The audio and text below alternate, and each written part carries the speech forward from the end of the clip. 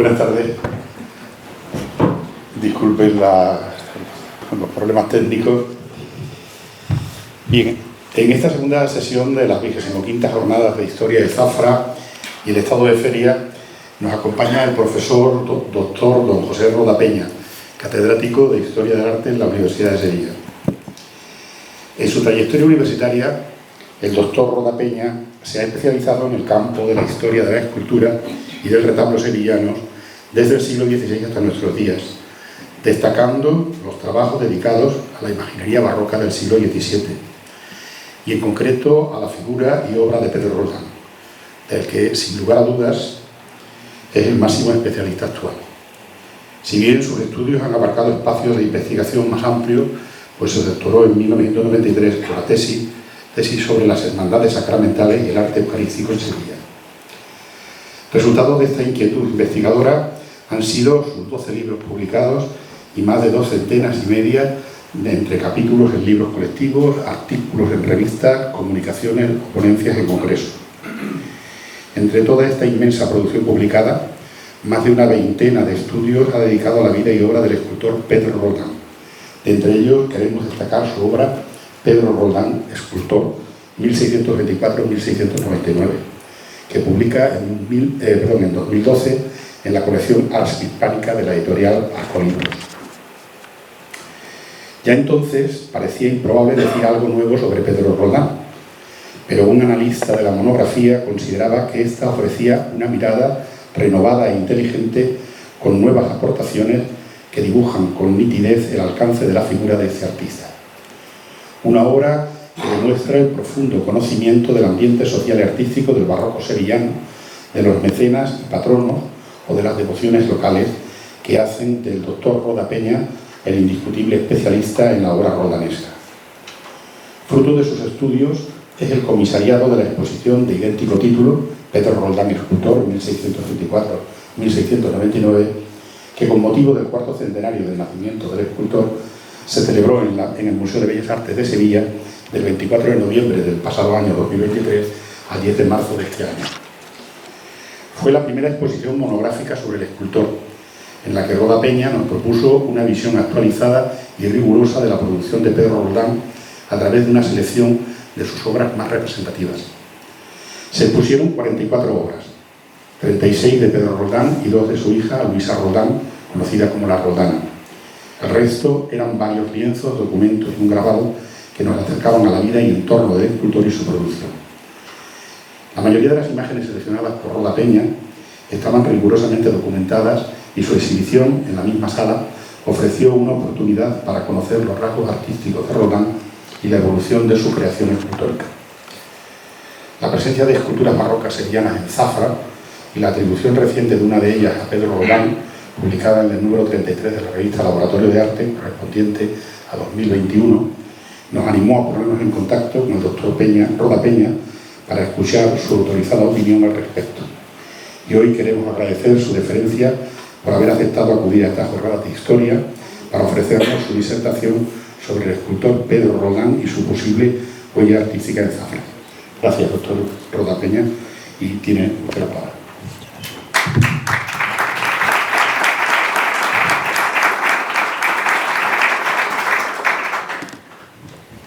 Queridos amigos, señoras y señores, quiero agradecer a don Juan Carlos su afectuosa presentación y el hecho de haberme invitado efectivamente a participar en estas jornadas que este año cumplen sus bodas de plata, por las que a sus organizadores les felicito pues muy encomiásticamente, porque sé que no solamente es fácil el poner en marcha una iniciativa, sino el mantenerla sostenidamente en el tiempo es lo verdaderamente dificultoso, y ellos lo han conseguido y con un nivel de calidad muy importante, ¿no?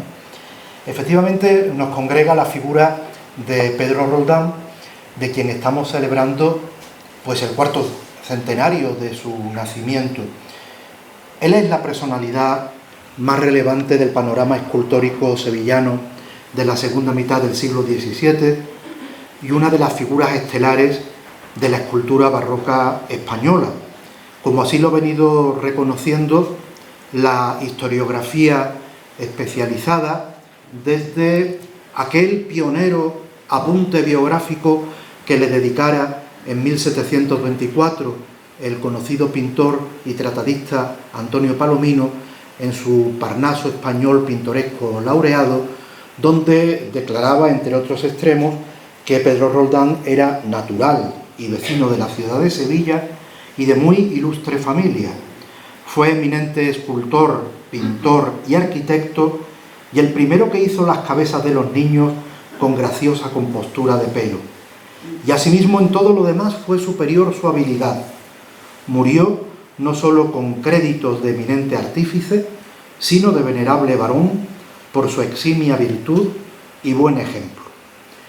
Lo que sin duda tenemos claro es que resulta incuestionable la impronta que dejó Pedro Roldán entre sus contemporáneos y aún más allá, durante buena parte del siglo XVIII, a través de su peculiar técnica de talla abocetada y su gusto por las composiciones abiertas, así como la reconocible caracterización estilística y morfológica de sus imágenes que reflejan, como iremos viendo, una contenida dinamicidad y una notable capacidad expresiva, sin olvidar su contribución a la hora de consagrar determinados modelos iconográficos.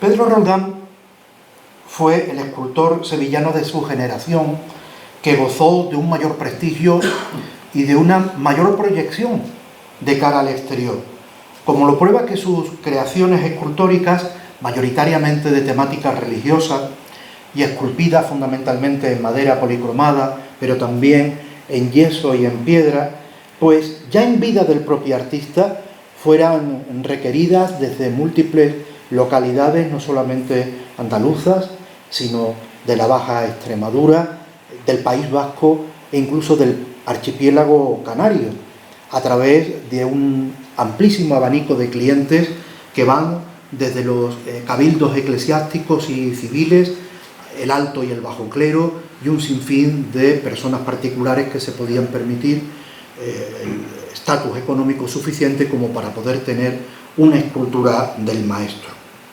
Pedro Roldán fue hijo de un carpintero, Marcos Roldán, y de su esposa Isabel de Nieva, ambos oriundos de Antequera. Podríamos decir que su nacimiento en Sevilla tuvo lugar de una manera un tanto circunstancial, probablemente por un encargo laboral que recibiera su padre. El niño fue bautizado el 14 de enero de 1624 en la parroquia del Sagrario de la Catedral de Sevilla. Pero lo cierto es que el núcleo familiar retornó muy pronto a su ciudad de origen, a Antequera. Y hubo que esperar hasta que Pedro Roldán cumpliera los 14 años, cuando ya tuvo su vocación artística definitivamente orientada, para que se trasladara a Granada a aprender el oficio de escultor en el taller de Alonso de Mena, que era desde luego el obrador más relevante de la zona oriental de Andalucía durante la primera mitad del siglo XVII, y allí permaneció, primero como aprendiz, después como oficial, hasta aproximadamente el mes de mayo de 1646, cuando está constatada documentalmente su presencia en la ciudad de La Giralda, de la que ya apenas se movería, salvo algunos esporádicos viajes de trabajo, hasta el final de sus días. Hoy por hoy, el conjunto de esculturas más antiguo que tenemos documentado y conservado de Pedro Roldán es el que adorna el retablo mayor del convento de Santa Ana de Montilla. Estamos a comienzos de la década de 1650 y en estos primeros años sevillanos podemos atestiguar la notoria influencia que Pedro Roldán recibió de un escultor afincado también en Sevilla desde 1636, norteeuropeo de nacimiento. Me estoy refiriendo a José de Arce, flamenco para más señas, que llega efectivamente a Sevilla en ese año y digamos que estará residiendo entre Sevilla y Jerez de la Frontera prácticamente durante el resto de su existencia. Aunque no está constatada, digamos, una colaboración específica con José de Arce, lo cierto es que Pedro Roldán se nutre de lo que sería ese barroco plenamente europeo, un barroco ya plenamente dinámico, como aprendido por José de Arce de las fuentes de los discípulos de Bernini, desde Francesco di Quesnoy hasta incluso los brillos de su tierra natal a través de los discípulos de Rubens, ¿no? Y esa teatralidad, esa monumentalidad de sus esculturas se refleja muy bien, ¿no?, en estas primeras esculturas que Pedro Roldán va realizando a lo largo de la década de 1650.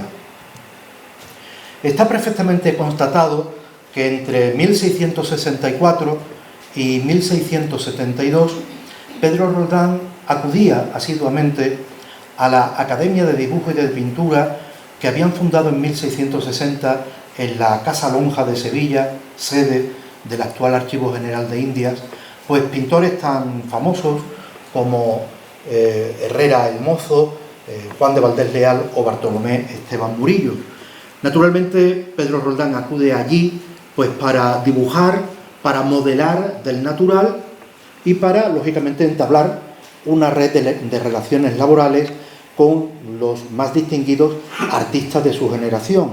Me estoy refiriendo, por ejemplo, a maestros ensambladores como el antequerano Bernardo Simón de Pineda o el sevillano Francisco Dionisio de Rivas, los escultores Gabriel de la Mata, Alfonso Martínez, Andrés Cansino o Francisco Antonio Ruiz Gijón, y sobre todo, que eran los que dirigían aquella escuela, esa suerte de academia, pintores como el propio Valdés Leal, que se habrían de convertir en el futuro en los habituales policromadores de la obra de Pedro Roldán.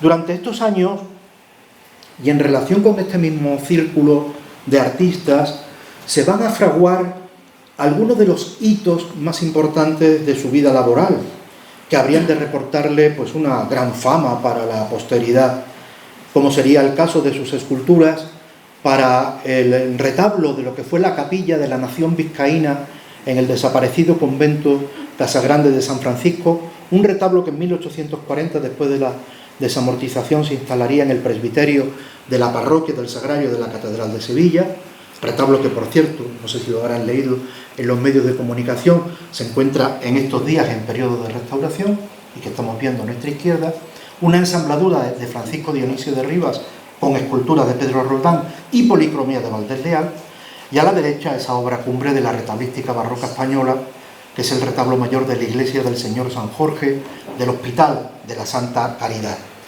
donde vuelven a intervenir Pedro Roldán en el programa icónico, Valdés Leal como dorador y policromador del conjunto, y en este caso como ensamblador Bernardo Simón de Pineda.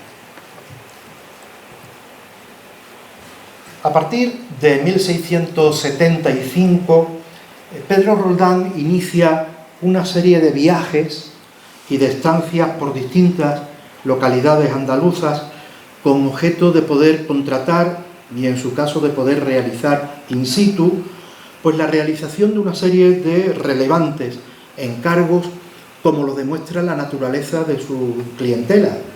En este caso sería el Cabildo de la Catedral de Jaén el que le encomendará pues la realización de todo el programa escultórico en piedra de su fachada principal, pero podríamos referirnos a los Cartujos de Jerez de la Frontera, quienes le encargan el dispositivo escultórico de su capilla del Sagrario, o podríamos referirnos al obispo franciscano Fray Alonso de Salizanes en Córdoba, que le encarga pues una Inmaculada que después no aceptará para la que era su capilla funeraria, pero vemos que eran efectivamente encargos muy versátiles por una parte, desde el punto de vista material, pero también de una gran nobleza en cuanto, ya digo, a la procedencia de sus diferentes clientes. Pedro Roldán estuvo al frente de un taller de un carácter nítidamente familiar. Y digo esto pues porque la mayor parte de sus 11 hijos siguieron el oficio paterno, y si no lo hicieron fue porque se dedicaron al mundo de la pintura y de la policromía de imágenes, al fin y al cabo colaboradores también de su padre. Pero no solamente sus hijos, también aprendices que acabarían convirtiéndose, muchos de ellos, en yernos de Pedro Roldán al contraer matrimonio con sus hijas.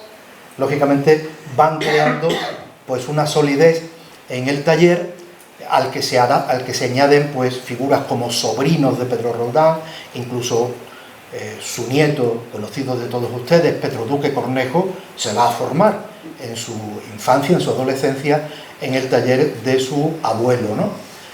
Lo cual hace que sea el taller más importante de toda Andalucía occidental y que tenga esa capacidad, lógicamente, de emprender encargos de una enorme envergadura que, lógicamente, si Pedro Roldán hubiera trabajado en solitario, pues nunca hubiera podido acometer ni llevar a buen puerto. He escogido simplemente pues una trilogía de obras de estos artistas que se forman junto al gran maestro. Me estoy refiriendo a nuestra izquierda pues a su hija María Roldán, que contrae matrimonio con el escultor oficial de su marido, de su padre, Matías de Brunenque, y ambos realizan las esculturas del retablo mayor de la Colegiata de Olivares, entre ellas pues su titular, la Virgen de las Nieves. Me estoy refiriendo pues sin duda a la más famosa de todos sus discípulos, que es su hija Luisa Ignacia, Luisa Roldán la Roldana, que contrae matrimonio en 1671, un matrimonio muy accidentado, con otro oficial de su padre, Luis Antonio de los Arcos, y entre ellos, por ejemplo, tallarán las cartelas del paso procesional de la Exaltación de Cristo, que sigue procesionando en la tarde del Jueves Santo, en la Semana Santa de Sevilla, o su hija Francisca Roldán, que no será escultora, sino policromadora de imágenes, que se casa con otro oficial de escultura, José Felipe Duque Cornejo. Él esculpe, ella policroma la Virgen de los Dolores, que es la titular de la Hermandad del Nazareno de Carmona, y ambos serán los padres de Pedro Duque Cornejo y Roldán, ¿no?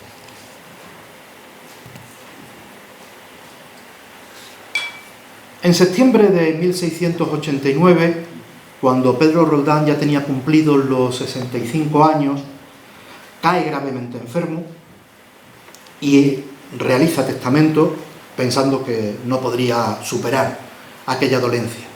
Afortunadamente, pues las circunstancias le fueron favorables y así inicia, digamos, la última etapa profesional, que sigue siendo tan fecunda como las anteriores, probablemente, eso sí, con la asistencia mucho más sólida de los miembros del taller, ¿no? En donde él establece, por ejemplo, una colaboración muy estable, que va a durar casi una década, con un ensamblador montillano que se llamaba Cristóbal de Guadix, con el que realizará pues uno de sus encargos más relumbrantes, como sería el retablo mayor del convento de Clarisas Franciscanas de Santa María de Jesús en Sevilla, que estamos viendo a nuestra izquierda. Como ya Palomino apuntaba en aquel apunte biográfico, Pedro Roldán es un artista bastante versátil. De hecho, él obtuvo licencia municipal para poder también dedicarse al oficio, que no sepamos, la verdad no sabemos que lo ejerciera nunca, pero la licencia la obtuvo para poder dorar y policromar, y él mismo, en alguna documentación que he podido consultar, se autoproclama un devoto inteligente de la arquitectura, porque él es capaz de suministrar maquetas y diseños para sillerías de coro, para retablos, para andas procesionales. Él es capaz de realizar informes periciales sobre problemas que se presentan de cimentación, por ejemplo, o sobre resquebrajamiento de bóvedas, como sucede con la parroquia del Sagrario de la Catedral, a la que pertenece pues, el informe que estamos viendo a la derecha, de 1691, y él incluso en un momento determinado de su vida contrata, junto a su hijo, también llamado Pedro, para distinguirlo de su padre, Pedro Roldán el Mozo, contrata las 24 columnas de jaspe encarnado y negro que todavía se conservan hoy en el interior de la iglesia del Buen Suceso de Sevilla, ¿no?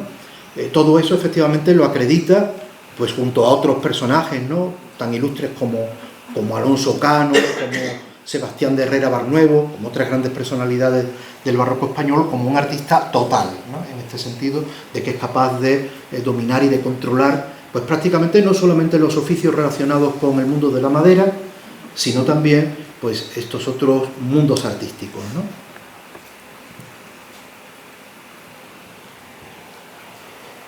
No escasearon los trabajos para su taller en este tramo final de su vida, con encargos procedentes de Antequera, ahí estamos viendo la Santa Catalina de la Colegiata de San Sebastián, de Sanlúcar de Barrameda, donde pudimos localizar este San Pedro en cátedra de la parroquia mayor de Nuestra Señora de la O, de Écija y de la propia Sevilla, ¿no?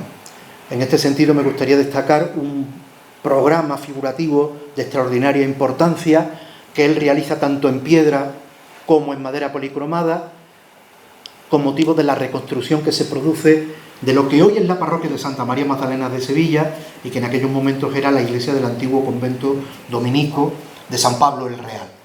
Pues prácticamente todas las esculturas pétreas que hay alrededor, en las distintas portadas de esta iglesia, y muchas de las esculturas que hay en su interior, en las pechinas de la cúpula, en el coro bajo, etc., son obras documentadas de Pedro Roldán y de su taller, cuando él era ya un venerable anciano, ¿no?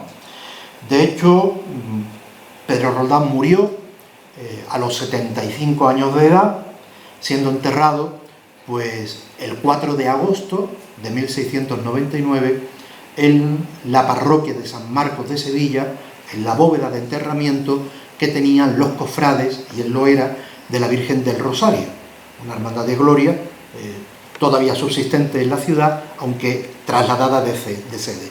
Lo que era entonces la Hermandad del Rosario de San Marcos, hoy es la Hermandad del Rosario de San Julián.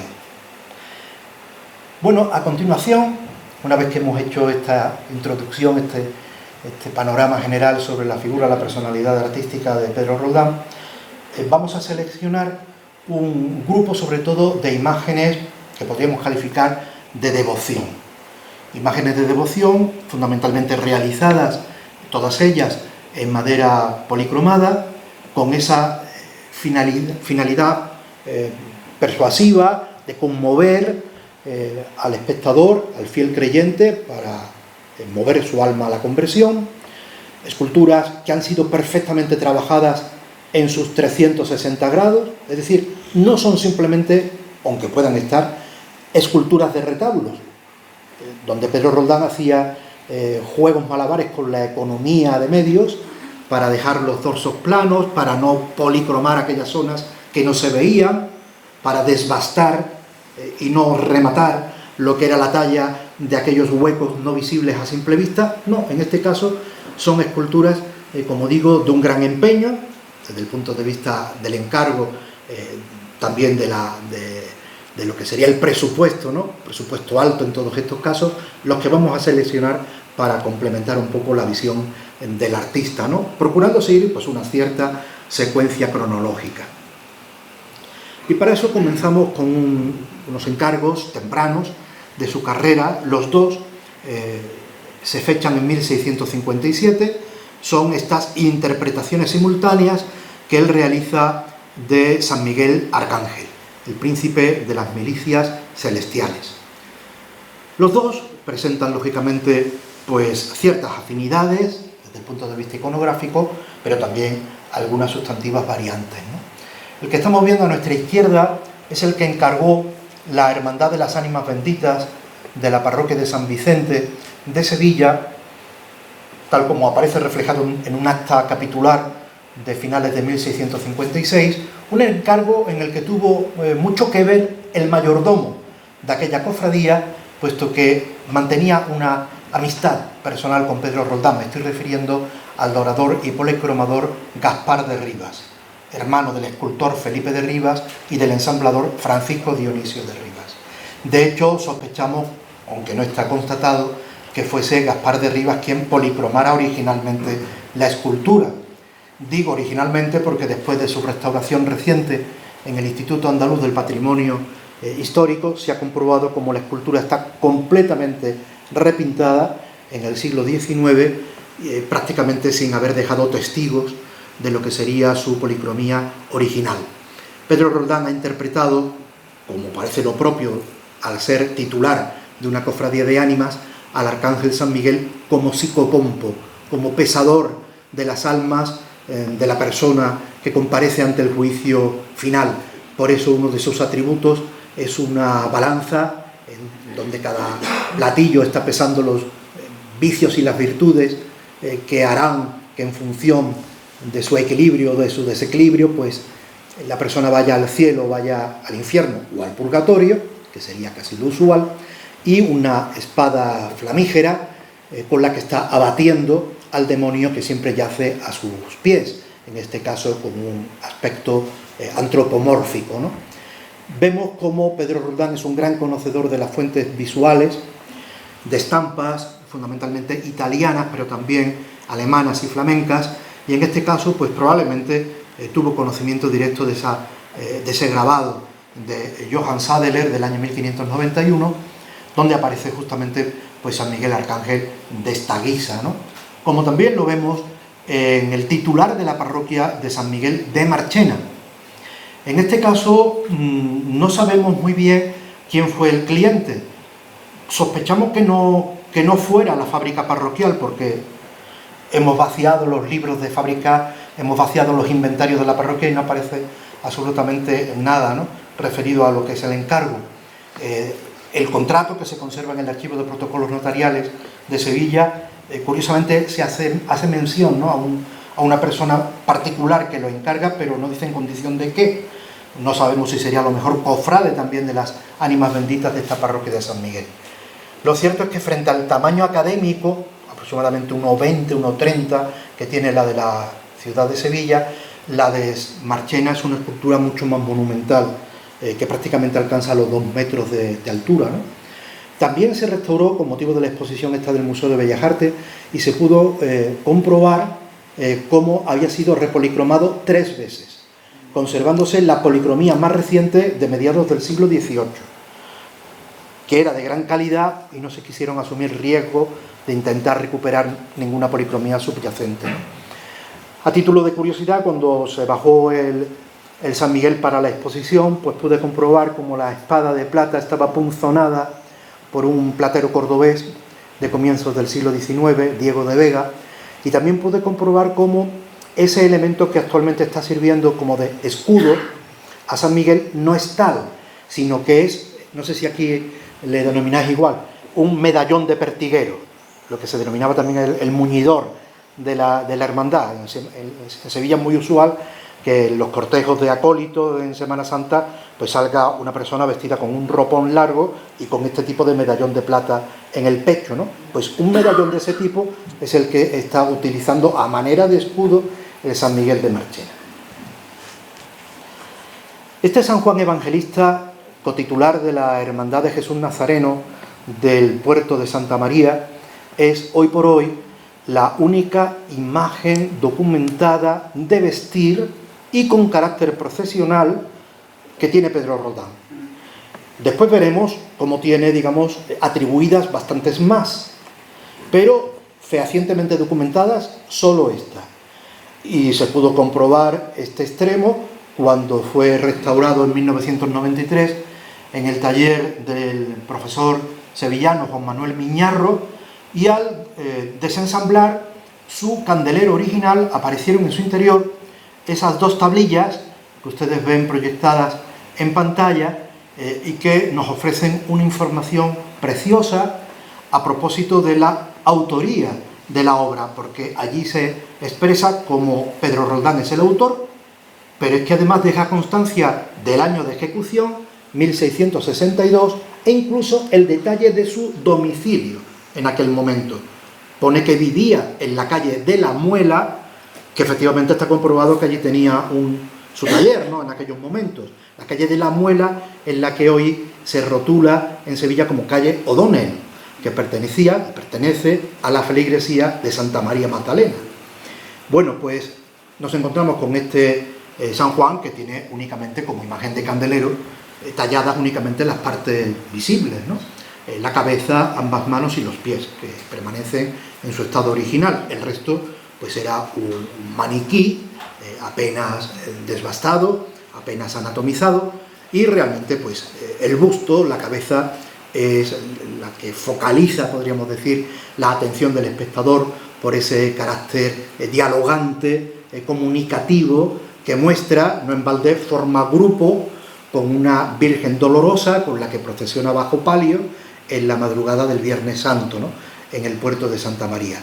Ahí podemos ver esa característica forma de tallar los cabellos Pedro Roldán, como si fueran grumos mojados, esa talla abocetada del pelo, no solamente del pelo, también del bigote y de la barba, como sobre todo en las décadas de 1650, 60, 70, Pedro Roldán no hace uso, por lo general, hay excepciones, de lo que nosotros denominamos los postizos.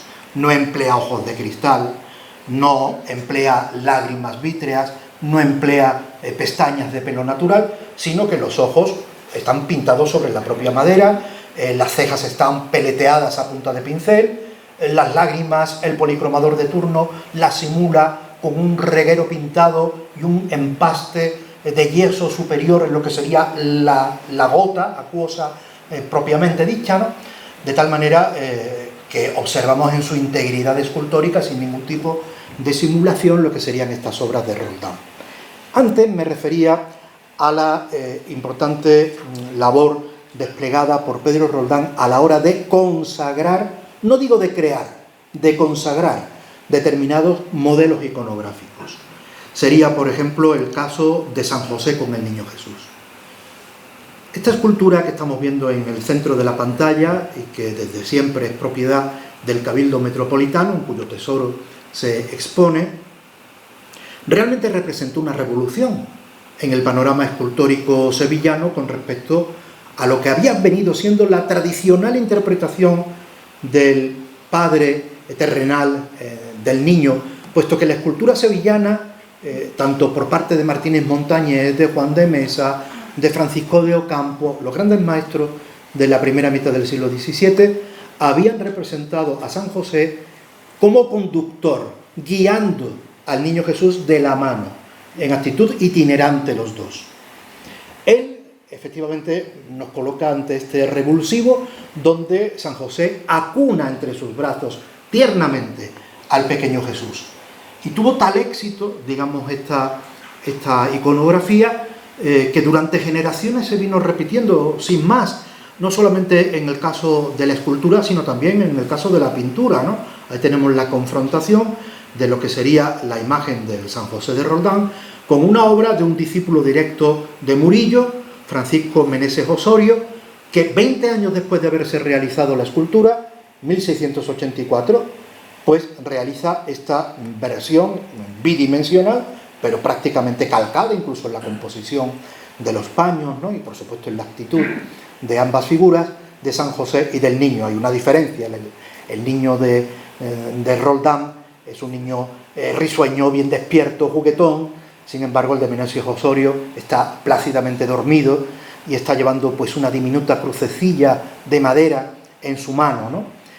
Fíjense, hay otra gran diferencia también que introduce Roldán. Hasta entonces, cuando se representaba a San José con el niño siempre aparecía indefectiblemente vestido.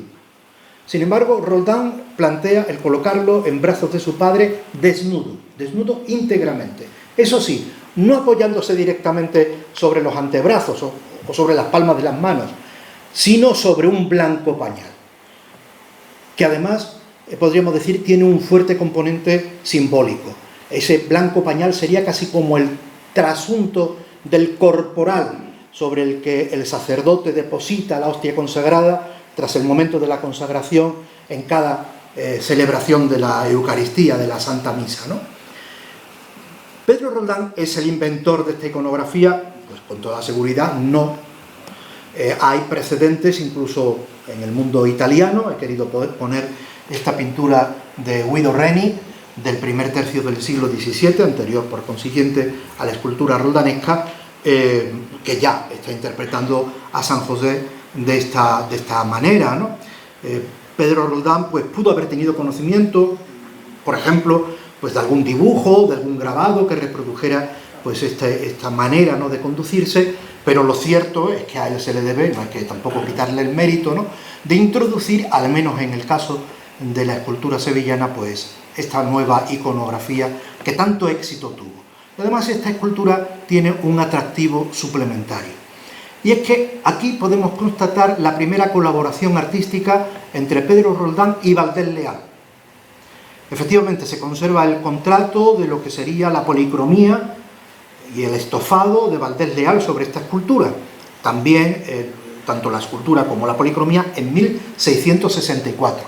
El encargo lo hacen dos hermanos que eran canónigos de la Catedral de Sevilla, Francisco y Fernando de la Puente Verástegui, y la ubicación original de esta escultura fue en el frontispicio de una de las capillas más solemnes de la Catedral de Sevilla, la que estaba dedicada, la que sigue estando dedicada nada más y nada menos que a San Isidoro, un copatrón y una de las grandes figuras intelectuales de la España visigótica, ¿no? En el convento de Santa Clara de Montilla se conserva esta preciosa miniatura, podríamos calificarla así, porque es una escultura de muy pequeño formato, de apenas unos 40 centímetros de altura, que afortunadamente se conserva con su policromía original y también con la peana concebida expresamente para ella, ¿no? La ubicación original de esta pieza fue la enfermería alta de este convento, aunque actualmente pues está en el coro bajo, formando parte de lo que sería el recorrido museístico que tienen esta comunidad religiosa, ¿no? He querido también pues traer junto a la figura de este San Juan, que está representado en el momento de escribir el Apocalipsis en la isla de Patmos, ese grabado también de Johann Sadeler, que reproduce justamente esa misma escena, porque es indudable que Pedro Roldán lo conoció y lo manejó. El hecho de haber escogido a San Juan como un adolescente y no como marcaría la tradición de un venerabilísimo anciano. Se dice que San Juan escribe el Apocalipsis y muere cuando tiene 100 años en la isla de Patmos. Aquí lo vemos pues como un adolescente, ¿no? Pero es que incluso la disposición oblicua de las piernas, la disposición del plegado indumentario, la aparición del águila que originalmente en el pico llevaba el tintero donde San Juan mojaba la pluma de oca, todo está sacado del grabado. Pero es más, si nos fijamos en el ángulo superior izquierdo del grabado, donde aparece la visión de la mujer alada, asediada por el dragón de 7 cabezas que está esperando a que nazca la criatura para devorarla, es exactamente la misma escena, la misma que aparece pintada en la escultura en la página derecha del libro que San Juan tiene abierto sobre su rodilla, ¿no? Es decir, aquí tenemos todo un alarde. Desgraciadamente desconocemos, como suele pasar, el nombre del policromador, pero realmente cuando hablamos de escultura policromada casi podríamos hablar de una coautoría, ¿no? No es solamente el autor de la talla quien interviene, sino también, lógicamente, el policromador, puesto que, como diría Francisco Pacheco en su célebre tratado del arte de la pintura, pues la pintura era vida para la escultura. Realmente le prestaba, decía él, su última perfección. Y así como una mala policromía se puede cargar una buena escultura, una magnífica policromía puede realzar una escultura mediocre, ¿no? En este caso yo creo que hay un equilibrio extraordinario entre lo que sería una extraordinaria talla con una magnífica policromía. Sin movernos del convento de Santa Clara de Montilla, nos encontramos con esta pareja de bustos relicarios que fueron donados a la comunidad por una persona que Juan Carlos conoce muy bien, doña Ana Fernández de Córdoba, Figueroa y Enríquez de Rivera, que era hija de los marqueses de Priego y duquesa viuda de Feria, además de duquesa de Segorbe y Cardona. Ella fue efectivamente una de las benefactoras por antonomasia de esta comunidad durante la segunda mitad del siglo XVII, y a ella pues se debe la donación de esta pareja. Nunca hubo la más mínima duda a propósito de la identidad del busto relicario que tenemos a nuestra izquierda, Santa Apolonia, porque aparece llevando claramente no solamente la palma del martirio, sino el instrumento, esas tenazas con las que le fueron arrancadas todas las piezas dentales.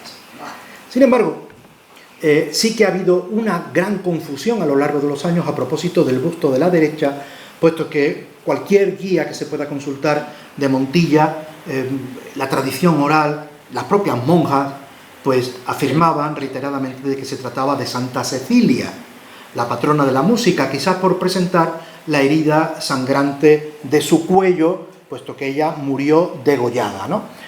Pero a raíz de llevar estas dos esculturas a la exposición, tuve la oportunidad de consultar inventarios de este convento, y allí reiteradamente, desde la época de la donación, se habla efectivamente de Santa Apolonia, pero se habla de unas de las 11.000 vírgenes.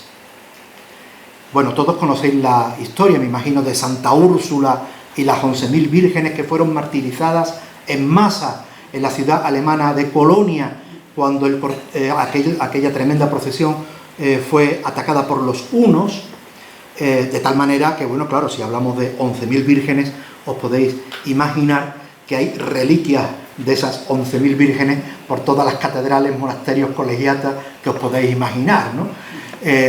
Tratándose, por otra parte, de una leyenda muy divulgada a través de la célebre obra medieval de Jacobo de la Vorágine, La leyenda dorada, ¿no?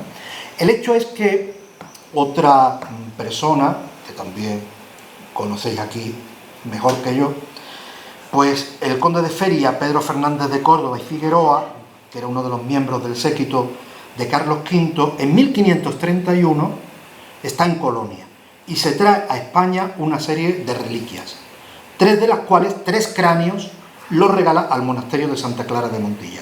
Y uno de ellos es el que se deposita en el hueco, en la teca de este busto relicario que tenemos a nuestra derecha, ¿no? Por consiguiente, pues, sin poder precisar lógicamente su nombre, hay ya que catalogar esta escultura como una de las 11.000 vírgenes, así sin más, ¿no? Pero sería más correcto que Santa Cecilia. Nos desplazamos a la antigua iglesia de los clérigos menores de Sevilla, actual parroquia de Santa Cruz. Estamos en el año 1670, cuando un capitán de flota de origen vasco, Sebastián de Arría, actúa como albacea testamentario de su esposa recién fallecida, llamada doña Ana de Luna Ladrón de Guevara, y encarga a una formidable trilogía de artistas formada por Bernardo Simón de Pineda, ensamblador, Pedro Roldán, escultor, Juan de Valdés Leal, dorador y policromador, el retablo que habría de presidir la capilla funeraria familiar, que todavía se conserva in situ en el lado del Evangelio de la parroquia de Santa Cruz. Es un retablo de modestas proporciones, como propio del lugar que ocupa, un retablo salomónico. Lo importante es que todo el retablo conserva el dorado y la policromía original de Valdés Leal.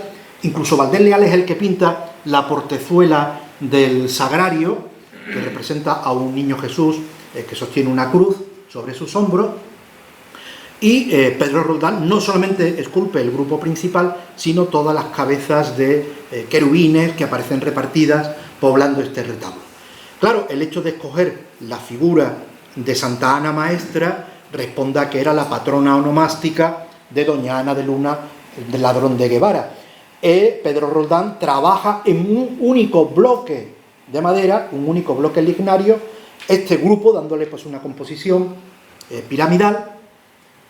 Y lamentablemente tenemos que decir que así como el resto del retablo conserva la policromía y el dorado original, no así el grupo principal, que fue repolicromado en la segunda mitad del siglo XVIII y por eso presenta ese revestimiento tan ostentoso de rocallas, que es el signo formal del estilo rococó, precisamente pregonando pues, que la imagen fue repintada durante esa fecha.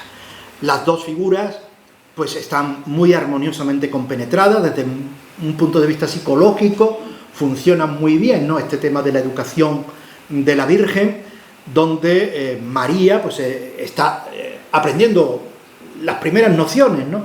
De la lectura de la doctrina cristiana en ese libro que aparece sobre las rodillas maternas y, curiosamente, no sé yo muy bien, claro, no lo puedo demostrar, si esa misma inscripción que tiene ahora fuera la que apareciera en el grupo original o si se trata de un remedio, un invento ya del siglo XVIII. Pero lo cierto es que lo que ahí se puede leer es el inicio del capítulo 9 del libro de Isaías, que trata sobre la llegada del príncipe de la paz. Concretamente se lee en latín exactamente esto, que traduzco al castellano. El pueblo que andaba en las tinieblas vio una gran luz. Sobre los moradores del país de mortal sombra, la luz ha despuntado. Un poco como premonición, lógicamente, de lo que sería la llegada del Mesías. El año 1671 fue un año de una especial densidad espiritual y artística en Sevilla, focalizada en torno a las fiestas de beatificación, que no canonización, por más que se repita, de Fernando III el Santo, porque lo que llegó fue bula de beatificación. La canonización es una canonización popular, como tantas que sucedieron en la Europa de la Edad Moderna, pero la bula fue de beatificación. En el transcurso de 2 meses, la bula llega a Sevilla en marzo, se impone la fecha del 25 de mayo para la celebración principal. Y digamos que toda la ciudad se vuelca. El Cabildo Catedral, el Cabildo Municipal, los gremios, etcétera, para dar lo mejor de sí. Y realmente, pues toda Sevilla queda camuflada, podríamos decir, bajo unos aparatos efímeros extraordinarios, una ciudad, digamos, de quita y pon, casi como si fuera la feria de Sevilla y sus portadas, utilizando materiales perecederos que después se vendieron para sacar un poco de rédito económico a la inversión que se había hecho. Y existe un libro del que todos habréis escuchado hablar, el libro de Fernando de la Torre Farfán. Se dice que es el libro mejor ilustrado, ¿no?, más suntuosamente ilustrado de toda la España del siglo XVII, con grabados de Valdés Leal, de los hijos de Valdés Leal, de Matías de Arteaga, etc. Y digamos que de entre todos los aparatos que allí se construyeron, el más fastuoso es el que se conoce como el triunfo de San Fernando, que lo tenemos ahí en el grabado, que fue el que se levantó en el trascoro de la catedral hasta alcanzar la altura de las bóvedas góticas, ¿no?, de la catedral de Sevilla. Se dice que está demostrado, está la documentación en el archivo de la catedral, que las trazas las suministró Valdés Leal, las obras estuvieron dirigidas por Valdés con Bernardo Simón de Pineda. En lo que sería la pintura de todo ese aparataje intervienen Murillo y Valdés Leal, y la escultura al taller de Pedro Roldán. Durante muchos años, se confundió la escultura que remataba el triunfo, que es San Fernando, se confundió pensando que era esa, la que coronaba el triunfo, con la que sigue procesionando todos los años en Sevilla, el día del Corpus Christi, que es la escultura que tenemos a la derecha. Falso. La escultura que remataba el triunfo era una escultura de cartón piedra, como el resto de las imágenes, y la escultura de Pedro Roldán fue la que el Cabildo Catedral encargó expresamente para presidir la fiesta de la beatificación en el altar mayor de la catedral. Por eso también se gastó un dinero bastante importante, porque la escultura se encarga a Roldán, la policromía a Luisa Valdés, que era hija de Valdés Leal, y por deciros, no tiene más importancia, un dato anecdótico, pero para que fijaros lo que aquello significaba. Por la escultura se pagaron 7.300 reales, por la escultura, 7.300 reales. Bueno, solo la corona de plata que lleva, que es la original, la corona, ya fueron 10.000 reales. O sea, supera el precio de la propia escultura. Pero es que el manto que se le bordó, un manto de armiño, un manto de terciopelo rojo bordado, superó los 20.000 reales. O sea que al final Pedro Roldán fue el artífice que menos percibió, ¿no?, a quien menos se le abonó, ¿no? Esta es una escultura que sigue mostrándose a todo quien la quiera ver en la sacristía mayor de la Catedral de Sevilla, y sigue procesionando, pues como digo, cada festividad del Corpus Christi. Pedro Roldán se atiene a las fuentes gráficas anteriores. Él no se inventa la iconografía de San Fernando. Ahí tenéis en el centro un grabado de un francés llamado Claude Audran el Viejo, que abre este grabado en Roma en 1630, que es cuando en Roma los embajadores de Felipe III y de Felipe IV empiezan a mover el tema a nivel de embajadores de la beatificación, ¿no? Y para difundir la imagen del santo se abre esa estampa por este grabador francés. A partir de ese grabado se hicieron infinidad de copias en pintura, una de ellas, una de las más importantes, se conserva hoy por hoy en el Ayuntamiento de Sevilla, y esas son las fuentes visuales que utiliza Pedro Roldán para llevarlas a la tercera dimensión y esculpir la imagen que tenemos de San Fernando. Esta imagen del Cristo del Perdón de Medinasidonia, gracias también a las investigaciones que pudimos acometer para la exposición de este año, se pudo demostrar que la escultura ya estaba en Medinasidonia en enero de 1672, por lo cual es bastante aceptable, bastante presumible de que se tallara un año antes, en 1671. Sabemos que inmediatamente que llegó se convirtió en titular de una cofradía de penitencia, por lo cual es presumible, aunque eso no lo hemos podido demostrar, que tuviese en su día una función procesional, que hoy no tiene. Hoy su culto es un culto interno, no tiene ninguna hermandad que lo respalde, y allí está en la parroquia de Santa María la Coronada de Medinasidonia, ¿no? Lo que sí sabemos, porque hay determinadas crónicas de finales del siglo XVIII, ahora voy a leer una de ellas, que la imagen tal como nosotros la estamos contemplando al día de hoy ha variado iconográficamente a como la concibiera Pedro Roldán. Existe un testimonio muy bonito de un vicario de Medinasidonia que se llamaba Francisco Delgado, que a finales del siglo XVIII nos dice a propósito de esta imagen: la imagen es devotísima, peregrina, y a la que no encontraron semejante los viajeros de esta península. Su postura es la rodilla izquierda sobre la cruz, que está en el suelo, y la derecha tendida, el cuerpo bastante inclinado hacia la tierra, los brazos entreabiertos con las palmas de las manos hacia arriba, en ademán de presentar al Eterno Padre las llagas, los ojos afligidos puestos en el cielo, todo significando que pide amorosamente el perdón para los pecadores. Esta tierna postura con propiedad tan natural de todos los miembros hace pasar esta imagen por muy particular y devotísima. Hoy vemos que la rodilla izquierda está apoyada sobre una esfera terrestre y no sobre una cruz tumbada en el suelo, cuya presencia, sin embargo, hemos podido localizar en una fotografía, la única fotografía que le hemos visto, de finales del siglo XIX, que ven ustedes también a la derecha de la pantalla. No obstante, yo pienso que los dos elementos, la cruz y la esfera, pudieron haber convivido desde el principio. De hecho, la iconografía del Cristo del Perdón, que está muy difundida, sobre todo por Castilla, menos por Extremadura y tierras andaluzas, pero hay esculturas de Bernardo del Rincón, de Luis Salvador Carmona, todos aparecen apoyando la rodilla sobre una esfera. Además, sobre una esfera terrestre donde se ha pintado, aquí la pintura está muy desvanecida, se ha pintado la escena del pecado original, como si Cristo estuviese, lógicamente, a través del sacrificio de la cruz y de todos los méritos de su pasión, liberando y redimiendo, y por eso es el segundo Adán, ¿no? Redimiendo del pecado, ¿no?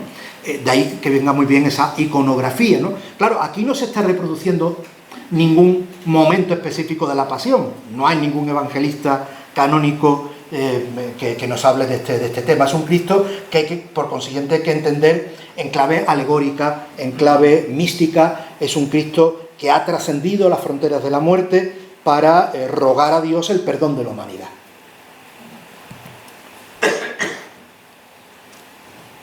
Aquí nos encontramos con una atribución nueva también, que puedo aportar en el catálogo de la exposición, de esta Virgen del Mayor Dolor, que se conserva en la parroquia de Santa Cruz, en un retablo que también contrató originalmente Bernardo Simón de Pineda, con pintura de Valdés Leal. De hecho, el Cristo yacente que no se puede ver por el reflejo, ¿no?, pero que está a los pies, en el banco del retablo. Es una pintura de Valdés Leal que estuvo expuesta en el Museo de Bellas Artes en la última exposición antológica, y aunque en el contrato no se dice nada, ni una palabra, a propósito del autor de las esculturas, pues sospecho que volviera a actuar esta trilogía tan renombrada con Pedro Roldán. De hecho, bueno, pues aquí lo que nos encontraríamos sería esta Virgen en el siglo XVII, en la documentación parroquial, se titula siempre como Virgen de la Soledad. Y a partir de 1734 se comienza a denominar del Mayor Dolor. ¿Por qué? Pues porque se establece en la parroquia una congregación de mujeres, una congregación rosariana con esa vocación, y la toman como titular. Pero realmente su vocación originaria es soledad. Y realmente esta Virgen, yo tengo para mí que es una transposición también escultórica de aquella célebre soledad de Gaspar Becerra para el convento de los Mínimos de la Victoria de Madrid, que desgraciadamente se perdió. Se perdió no, la destrozaron, la quemaron en los sucesos de la Guerra Civil, y que era una imagen de candelero para vestir, no era una imagen de talla completa. Lo que allí eran textiles, Roldán los pasa a la talla completa, pero respeta los colores originales. El rostrillo blanco monjil alrededor de la cabeza, la túnica blanca y el manto negro que cae en cascada desde la cabeza hasta los pies. Una dolorosa que, como la madrileña, se encuentra arrodillada, con las manos entrelazadas y dirigiendo la mirada entornando los ojos hacia abajo, ¿no?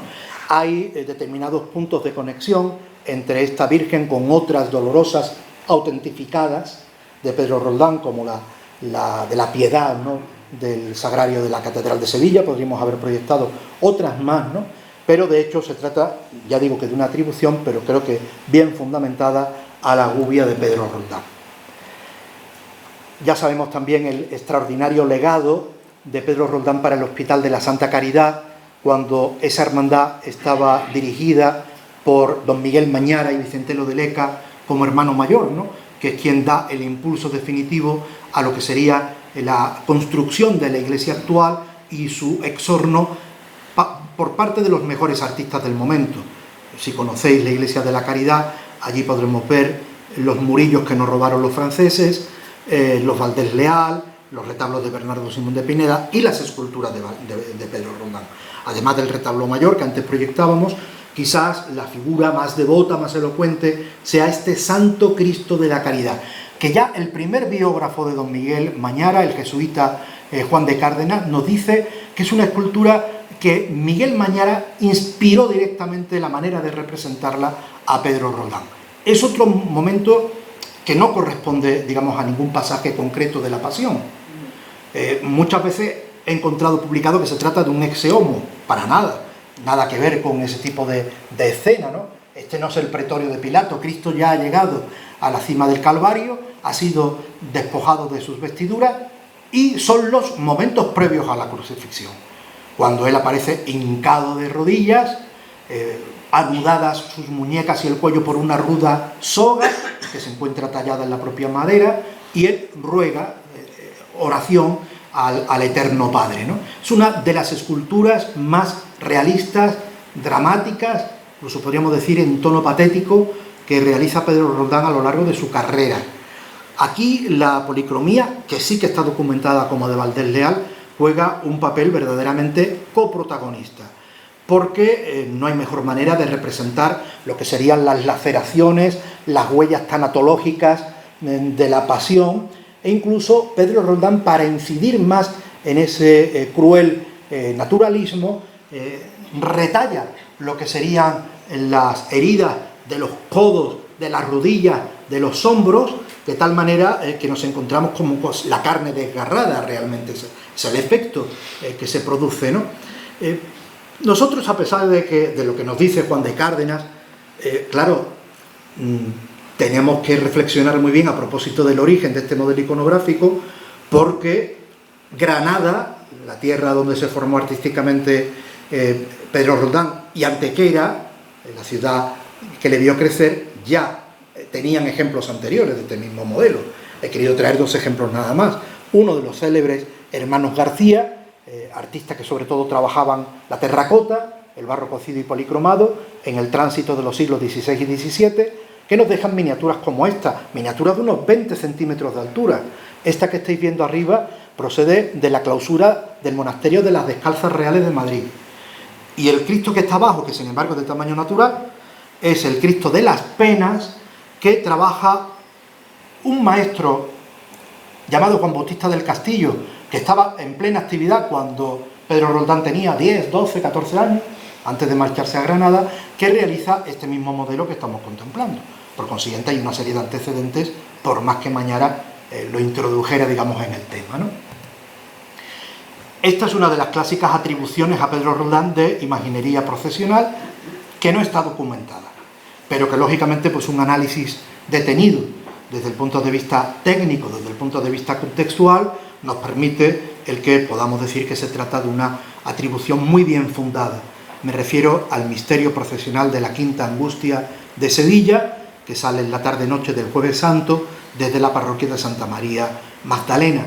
Todas las figuras son de Pedro Roldán, a excepción de la Dolorosa, al pie de la cruz, que es una imagen contemporánea de Vicente Rodríguez Caso Jiménez de Aragón, de 1934, con motivo de haberse prácticamente destrozado la Dolorosa original de Roldán durante los sucesos de la Segunda República. La mayoría son imágenes de candelero para vestir, a excepción del Cristo, que está siendo descendido por los santos varones que están fajando sus brazos, y no sé si sabéis, podéis verlo en cualquier vídeo, como para alimentar todavía más las apetencias emocionales del pueblo fiel, este Cristo, cuando el paso anda, va caminando, se mueve sobre el propio perno de sujeción y provoca un crujido de la madera que verdaderamente pues sigue impactando, sobre todo a quienes no conocen pues el dinamismo, ¿no?, y este inquietante naturalismo de la escena, ¿no? Esta es una de las mejores obras pasionistas de Pedro Roldán. Esta sí que es una obra perfectamente documentada. El Cristo atado a la columna, que recibe culto por parte de la Cofradía de la Veracruz en la iglesia de Santiago de Lucena. Actualmente se encuentra en restauración, por eso yo no la puedo llevar a la exposición. La está restaurando en Sevilla el taller de Pedro Manzano Beltrán, y probablemente, al menos tengo la promesa de la hermandad, de que cuando se termine la restauración se podrá llevar al Museo de Bellas Artes como obra invitada. Será una ocasión, antes de llevarla de vuelta a Lucena, de poderla disfrutar de cerca, porque realmente es una escultura verdaderamente maravillosa, ¿no?, desde el punto de vista de su tratamiento anatómico, de ese brío, de esa fuerza no solamente física, sino esa entereza moral, hasta aguerrida, podríamos decir, que se refleja en el rostro de Cristo, que no se arredra ante el suplicio de los verdugos, sino que realmente pues está dirigiendo pues una oración, también una súplica al Eterno Padre, ¿no? Aquí tampoco hay empleo de postizos, están los ojos pintados sobre la propia madera, ¿no? Se conserva hasta el recibo del carretero que transportó esta escultura desde Sevilla hasta Lucena. La escultura llega a Lucena en blanco, es decir, sin policromar, y allí la va a estucar y policromar un pintor local llamado Bernabé Jiménez de Illescas. Es decir, es una escultura que está, digamos, documentada desde el principio hasta el final, ¿no? Esta fue otra de las novedades que presenté a la exposición del Museo de Bellas Artes. Nunca se había atribuido este grupo a Pedro Roldán. Se trata de un precioso nacimiento, propiedad de la Santa Escuela de Cristo de la Natividad, y que hemos podido fechar en torno a 1675. Creo también que la atribución la he podido argumentar razonablemente bien, ¿no? Entre otras cosas porque he podido documentar cosas que no se sabía, que Pedro Roldán fue uno de los hermanos fundadores de la Santa Escuela de Cristo en Sevilla, en el año 1662. Hay un testimonio muy bonito del año 1674, porque esta Escuela de Cristo era una escuela de la que formaban parte las élites de las ciudades, y se dedicaban a ejercicios semanales, sobre todo de oración mental, y cuando llegaba la Cuaresma, de disciplina, ¿no? Hay en un acta capitular de 1674 se exime a Pedro Roldán de su asistencia, se dice, porque suele faltar con total asiduidad a las sesiones semanales, y se le exime por dos razones. Una, por su carácter de bienhechor. Y segundo, que es lo más interesante, dice el secretario de la escuela, dice, a las que solía faltar no por falta de afecto y devoción, sino por la necesidad precisa que le obliga a la asistencia de su trabajo personal por las muchas obras que tiene a su cargo de escultor de imaginería. Claro, es curioso que a continuación de este apunte aparezca la donación del nacimiento. No se dice que el donante sea Pedro Roldán, pero aparece, ya digo, que a renglón seguido. Y aunque no se diga, viendo las esculturas una por una, ¿no? Sobre todo, bueno, el rey Gaspar, que es el que está a la derecha de San José, su cabeza es prácticamente idéntica, pero claro, miniaturizada, a la que sería la del famoso Cristo de la Oración en el huerto de la Hermandad de Montesión de Sevilla. Los estofados se han podido recuperar en esta última restauración, totalmente originales, ¿no? Es muy curioso, fíjense, mientras que los Reyes Magos, que se supone que son los personajes más ostentosos, presentan una policromía casi de tintas planas, los personajes, digamos, más humildes, la Sagrada Familia de Nazaret, son los que presentan un estofado reluciente, ¿no? Esto tendrá 30 centímetros aproximadamente, ¿no? Bueno, gustó tanto, una anécdota, no tiene ninguna importancia, ¿no? El día de la inauguración, iba yo contando esta historia, ¿no? El consejero de Cultura que asiste a la inauguración de la Junta de Andalucía, pues claro, la inauguración fue en noviembre. Bueno, se quedó tan entusiasmado que inmediatamente pidió permiso, estaba allí, porque todavía se conserva, existe la Escuela de Cristo, para utilizar este nacimiento como tarjeta de Navidad oficial de la Junta de Andalucía. O sea que el crisma que se mandó estas Navidades de la Junta de Andalucía fue el misterio de Pedro Roldán. Voy pasando ya muy rápido porque no quiero ya abusar de su paciencia, que ya ha sido bastante, ¿no? Pero esta Inmaculada también tiene una historia detrás magnífica, ¿no? Maravillosa, ¿no? La traigo cotejándola con esa pieza de Pedro de Mena, no por casualidad, sino porque forma parte, ¿no? de lo que es el contexto de la obra. Este es el encargo del obispo franciscano Fray Alonso de Salizanes, obispo de Córdoba. Él está construyendo en la mezquita catedral su capilla de enterramiento, está preparando su sepulcro y quiere que el retablo lo presida una Inmaculada. Y él, en vez de encargársela directamente a un autor, convoca una especie de concurso entre los dos escultores, a su juicio, con buen juicio, mejores de toda Andalucía. Pedro Roldán en Andalucía occidental, Pedro de Mena y Medrano en Andalucía oriental. Y los dos presentan al entendimiento del obispo una y otra pieza. Y se conserva una crónica coetánea, ¿no? De la persona que está transcribiendo la opinión, tal. Y entonces se dice allí exactamente que el prelado se mostraba sumamente indeciso, ya que ambas le enamoraban por su singular perfección. Pero finalmente se inclina por la propuesta de Pedro de Mena, que es la que preside la capilla Salizanes de la mezquita de Córdoba, mientras que la de Pedro Roldán la desecha. ¿Y por qué la desecha? ¿Porque no le gustaba? ¿Porque era mala? No, por algo que a nosotros hoy nos hace sonreír, porque es algo asombroso. Dice el cronista, que es su secretario de cámara, dice, por parecerle que el ropaje de la de Sevilla era muy airoso, que decía más de Asunción que de Inmaculada.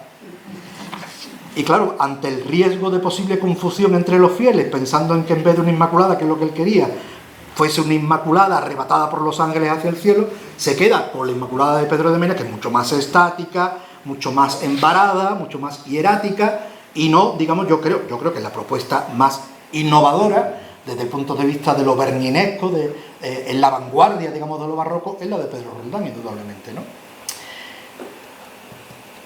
Bueno, fijaos también, se suele repetir con mucha insistencia, pues, falsedades historiográficas, ¿no? Por ejemplo, se dice todavía en los manuales de arte español, el modelo, digamos, la tipología del exe homo y la dolorosa de Busto es una creación granadina. falso de toda falsedad. Digamos que simultáneamente, desde finales del siglo XVI, se está produciendo este género de bustos, tanto en el área sevillana como en el área granadina. Es verdad que quizás desde el punto de vista cuantitativo, ¿no?, Granada supera a este modelo sevillano porque lo cultivan Pedro de Mena, José de Mora, José Risueño, etc.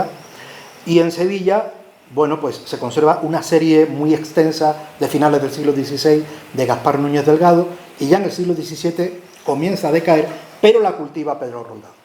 Y aquí tenemos este par de ejemplos extraordinarios que se conservan en la sacristía de la iglesia de San Alberto de Sevilla, donde él, ya estamos en la década de 1680, está utilizando ojos de cristal, pero de un cristal tan extraordinariamente fino que a esos ojos ya popularmente en el siglo XVII se les denominaba de cascarilla o de cáscara de huevo, porque eran tan finos como la lámina de un huevo, ¿no? Y de hecho son elementos extraordinariamente quebradizos. Es rarísimo que haya llegado hasta nuestros días ojos íntegros. De hecho, para la exposición hubo que restaurar, reconstruir uno de los ojos de la Dolorosa porque lo tenía parcialmente rehundido, ¿no? Estaba quebrado. Roldán no solamente tiene esta pareja aquí en Sevilla, hasta en Berlín, en el Museo Bode de Berlín, hay una Dolorosa que ya uno de mis maestros, el profesor Jorge Bernales, se la atribuyó en 1973 y que la traigo como correlato de la que tenemos en la capital hispalense. Otro formidable, en este caso crucificado, que realiza Pedro Roldán es el Cristo de la Expiración de Écija del año 1680. Lo contrata inicialmente la Cofradía de las Ánimas Benditas, pero inmediatamente es aceptado como imagen procesional en Semana Santa, como sigue sucediendo en la actualidad. Cuando en el año 1991 restaura esta escultura el profesor Francisco Arquillo, le destapa la tapa de la espalda, la quita, y en el interior de la tapa aparecía escrito en grafito. A ver, que lo cuento. Pedro Roldán, guarde Dios como él desee. Una especie como de imprecación, de ruego, que demuestra también las profundísimas convicciones religiosas que tenía Roldán, ¿no? Bien, traigo aquí esta secuencia de imágenes. Si hubiera tenido la fotografía, hubiera puesto también la que vosotros conserváis de esta iconografía del Cristo Varón de Dolores en la antigua colegiata de aquí de Zafra, ¿no? Pero lo traía porque una de las obras también más destacadas de Pedro Roldán es el Cristo Varón de Dolores, que preside el retablo mayor del Hospital del Pozo Santo de Sevilla. El Hospital del Pozo Santo lo fundaron en 1666 dos beatas terciarias franciscanas, Marta de Jesús Carrillo y Beatriz Jerónima de la Concepción, y fundan un instituto que se ha mantenido prácticamente inalterable hasta el día de hoy. Hoy día, en el Hospital del Pozo Santo, sigue ayudándose a superar enfermedades y ayudando a bien morir a ancianas, desvalidas, abandonadas, incurables. Es como el hospital femenino que hace la otra cara de la moneda del Hospital de la Caridad, que recoge exclusivamente a hombres. Pues el Hospital del Pozo Santo, hasta hace muy pocos años, exclusivamente a mujeres. Últimamente han empezado también a aceptar matrimonios, ¿no? Bueno, este Cristo de los Dolores tampoco es un Cristo que aparezca recogido en ningún evangelio, ¿no? Es un Cristo que al mismo tiempo presenta todos los tormentos de la pasión, pero al mismo tiempo está resucitado. Está abrazando el madero, muestra la llaga del costado, de las manos y de los pies, está pisoteando la calavera, la serpiente del maligno está retorciéndose en torno a la cruz. Pero es muy curioso porque aquí está toda la secuencia muy bien documentada. Pedro Roldán está llevando a las tres dimensiones un lienzo, el que aparece en el centro, que fue una donación de una noble dama madrileña, doña Ana de Trujillo, al Hospital del Pozo Santo en 1671, para presidir la enfermería primitiva del hospital. Como desde entonces tiene tantísima devoción, se piensa que la iglesia que se está construyendo se consagra al Cristo de los Dolores. Pero en Sevilla lo que funciona bien es la imagen de escultura a la hora de atraer devociones. Se encarga Pedro Roldán que, inspirándose en el lienzo, haga la escultura.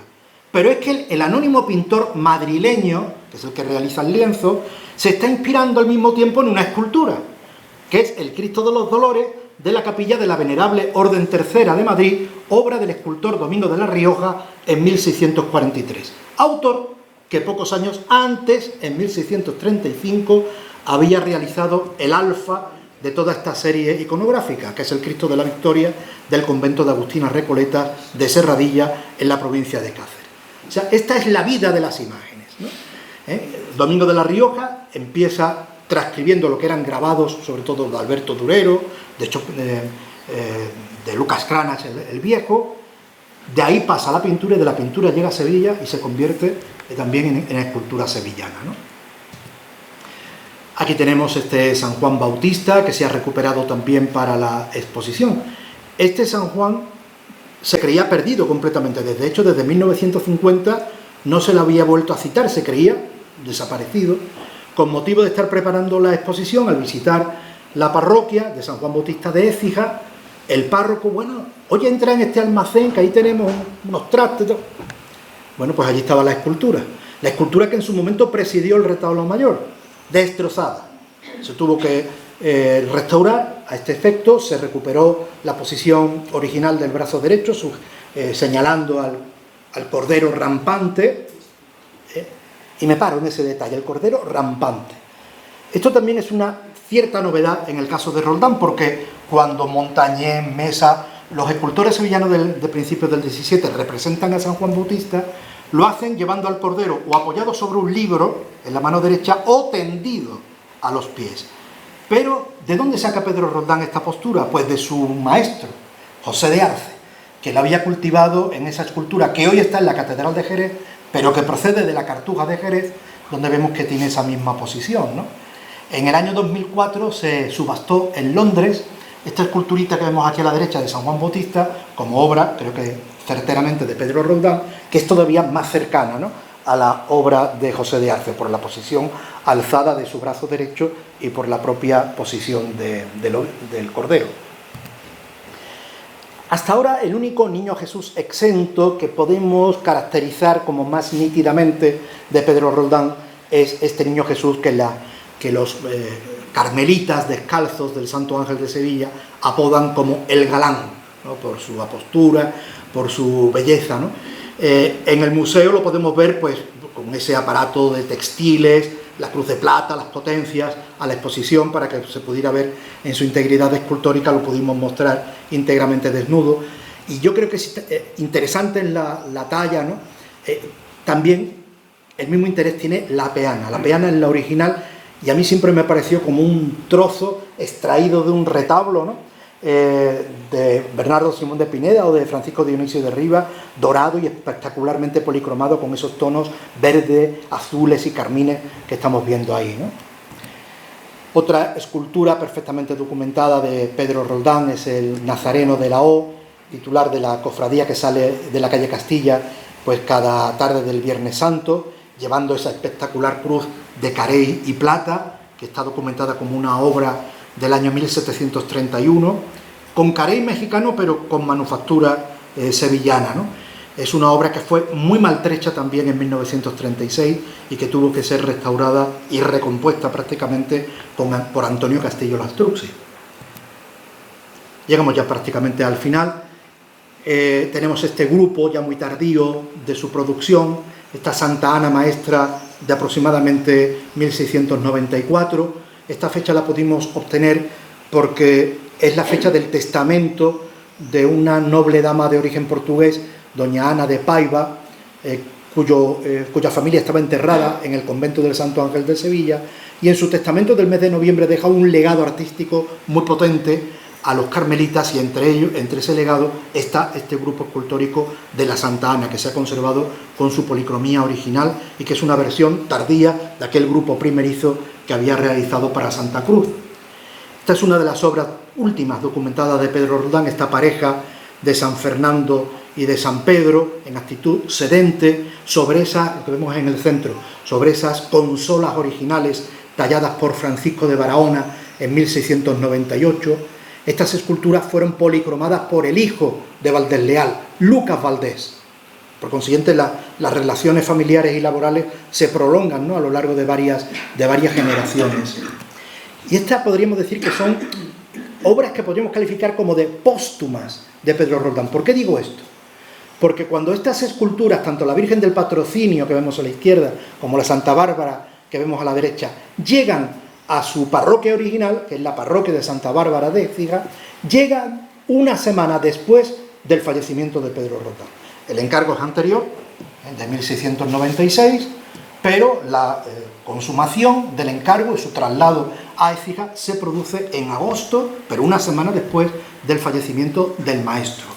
He querido también traer este interesante testimonio, es la miniatura de un libro de reglas de una hermandad del Rosario de Nuestra Señora del Patrocinio, y lo traigo porque, aunque esté más o menos idealizado, ahí se puede ver cómo la Virgen estaba entronizada en el camarín que le había preparado el retablista Cristóbal de Guadix, y no se presenta sentada en ningún tipo de sillón como la vemos hoy, sino que como producto de haberse cambiado aquel retablo barroco por un retablo neoclásico, a la Virgen se la repolicroma y se le coloca ese sillón que tiene efectivamente ese sabor del último rococó, con rocallas degeneradas, y de su transición al neoclasicismo, ¿no?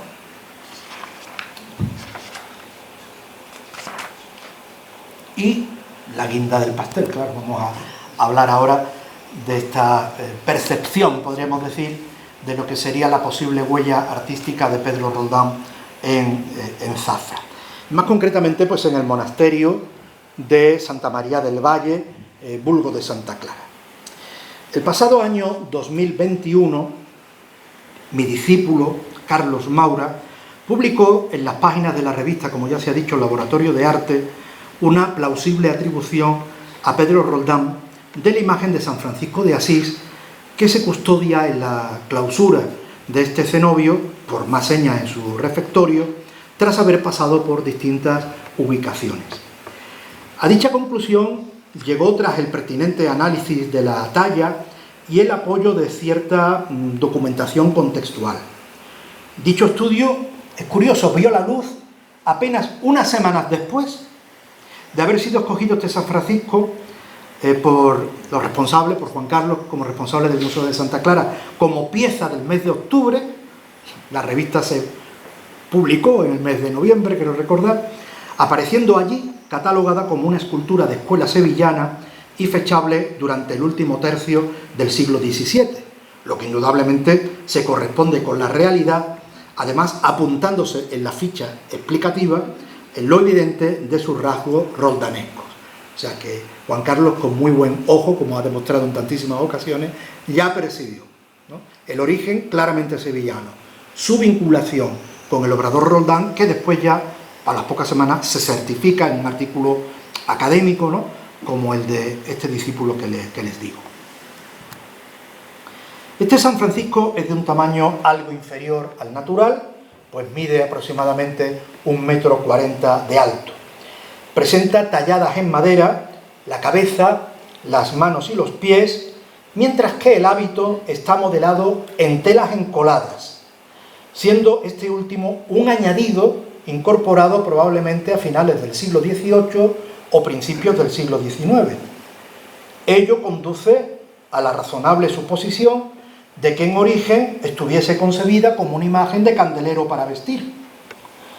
La policromía que luce en las zonas anatómicas visibles puede ser la original. De todas maneras, esta mañana, al verlo en directo, comentamos que la escultura necesita una urgente restauración, porque incluso hay elementos de su soporte lignario que faltan, como algunos dedos de las manos, y probablemente en el transcurso de esa restauración es donde se podrá calibrar verdaderamente si la escultura presenta la policromía original o si, como aparece a simple vista, pero no lo puedo asegurar, presenta algunas zonas repintadas. Eso habrá que verlo, ¿no?, en el proceso de la restauración. En cualquier caso, no parece que aquella modificación de introducirle el cuerpo de telas encoladas modificara en absoluto su iconografía primitiva, apareciendo San Francisco en actitud de sujetar un crucifijo en su mano izquierda, al que dirige su fervorosa mirada, al tiempo que muestra la llaga estampada en la palma de su diestra. Además, una apertura en el hábito permite que podamos contemplar el estigma impreso en su costado y debajo el cilicio representado con un entrelazado metálico.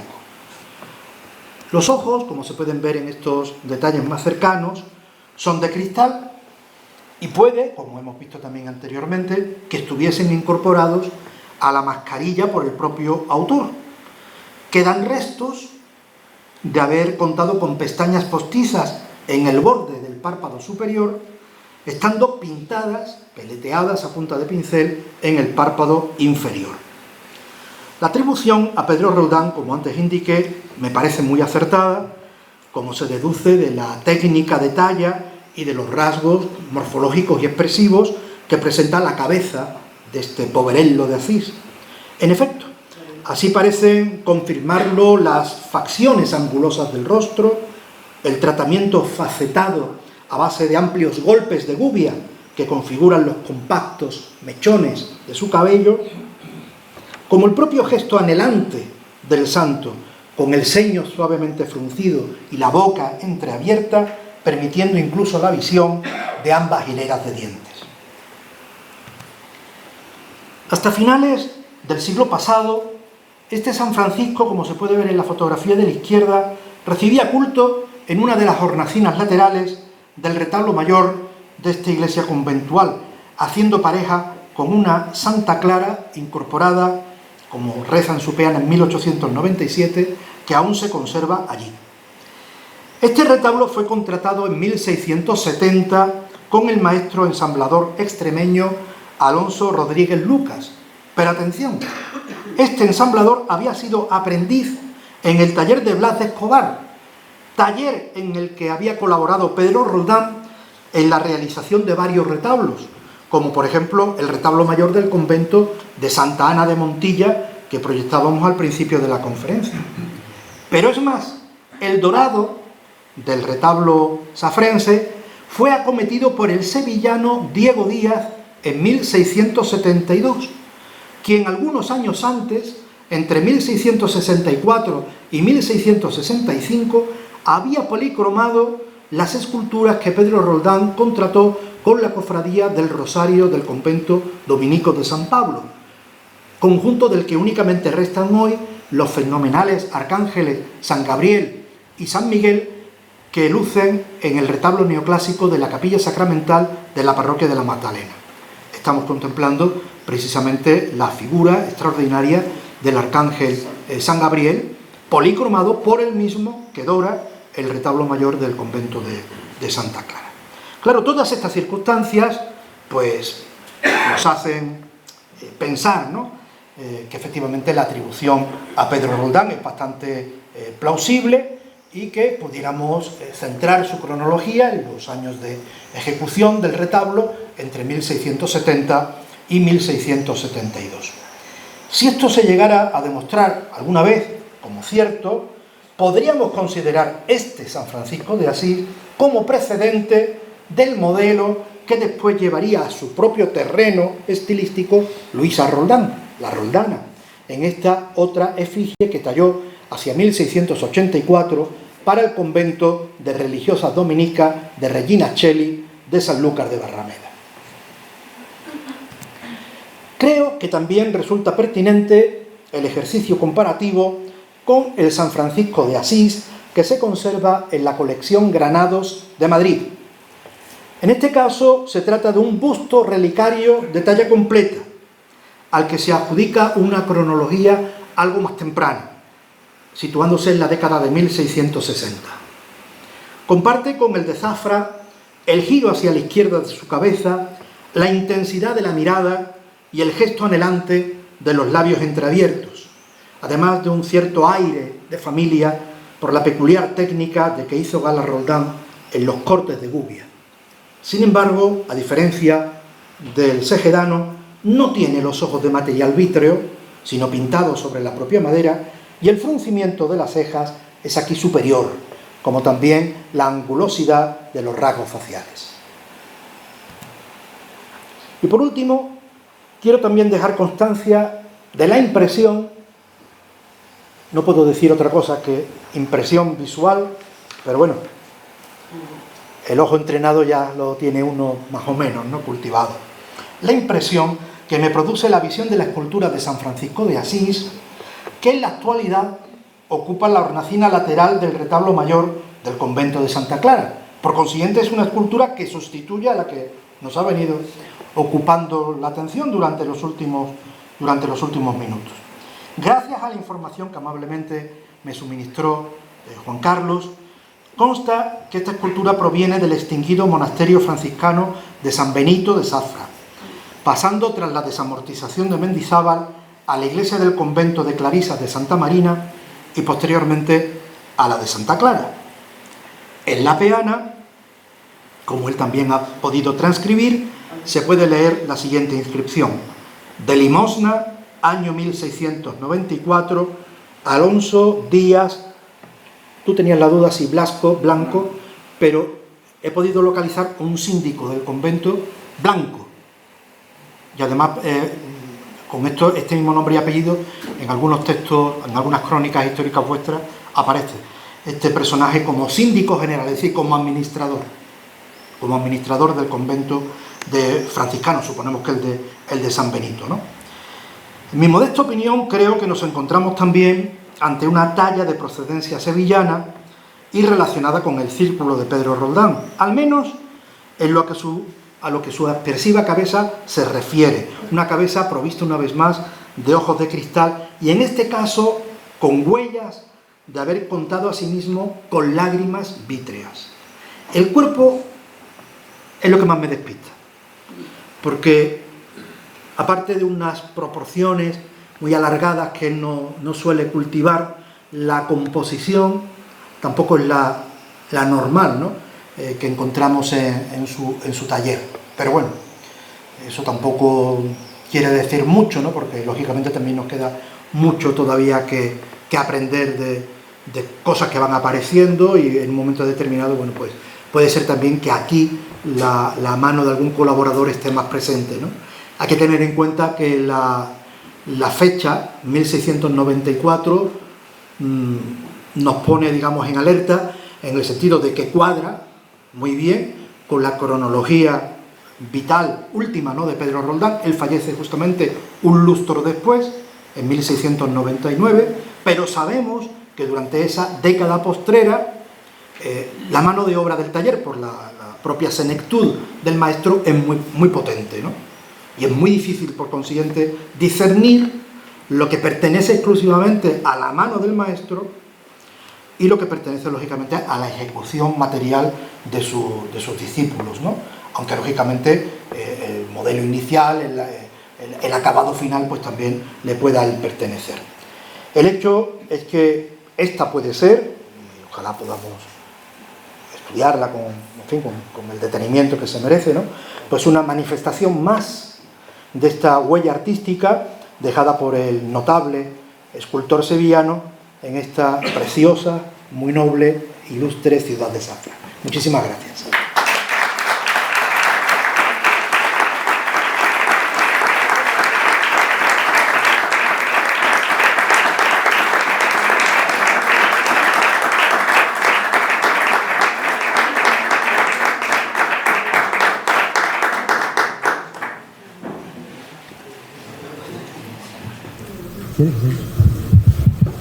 Una pregunta.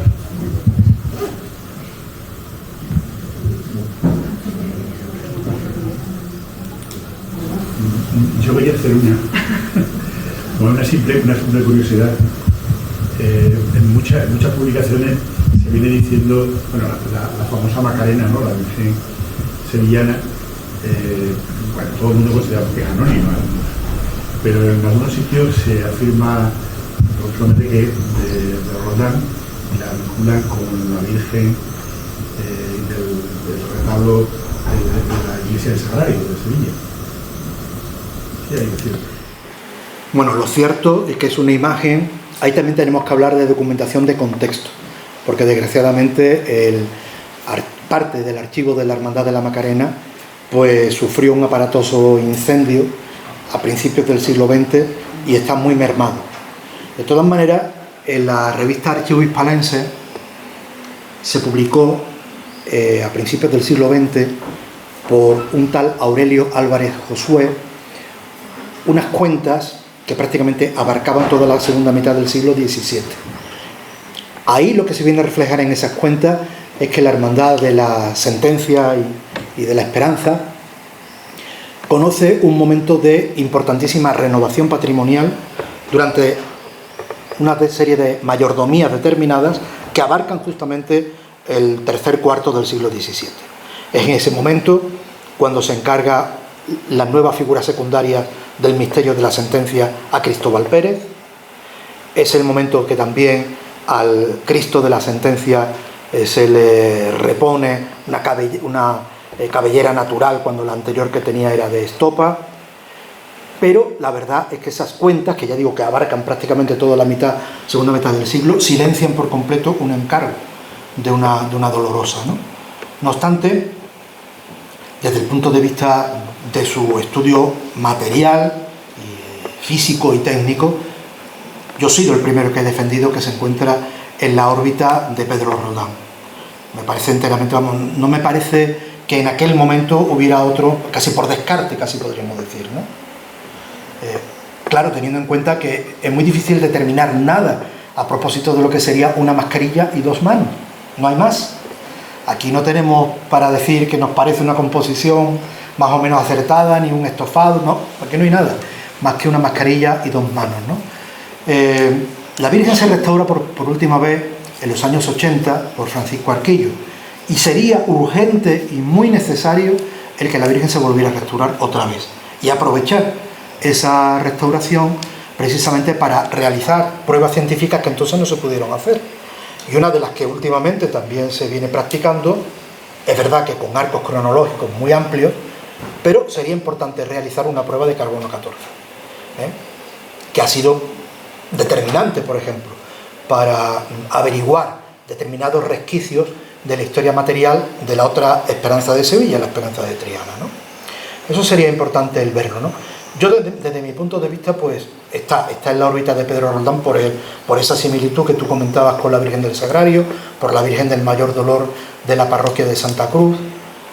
Esa similitud con la Virgen del Sagrario yo creo que todavía se va a poner más de manifiesto cuando termine la actual restauración que se le está haciendo.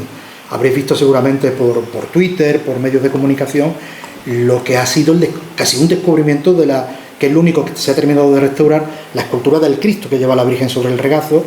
Se han publicado ya por las redes sociales hasta vídeos, ¿no?, del proceso de restauración, y es otro Cristo, solamente habiéndole quitado esas capas de barnices oxidados, de suciedad acumulada, porque no se había tocado nunca ese retablo desde el siglo XVII. Pues con la Virgen yo creo que ganará muchos quilates artísticos en ese sentido. O sea, yo estoy de acuerdo con decir que es una obra anónima sevillana del círculo de Pedro Roldán de la segunda mitad del XVII.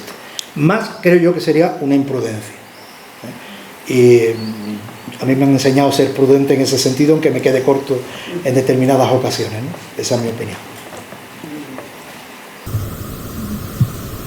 ¿Alguna pregunta más? Bueno, pues muchísimas gracias por su asistencia, y les recordamos que mañana a la misma hora pues tenemos la conferencia del Virrey Francisco Javier Venegas, un francés olvidado, a cargo de Eusebio José Venegas, que es el presidente del Colegio Farmacéutico de Trabajo. Muchísimas gracias por su asistencia.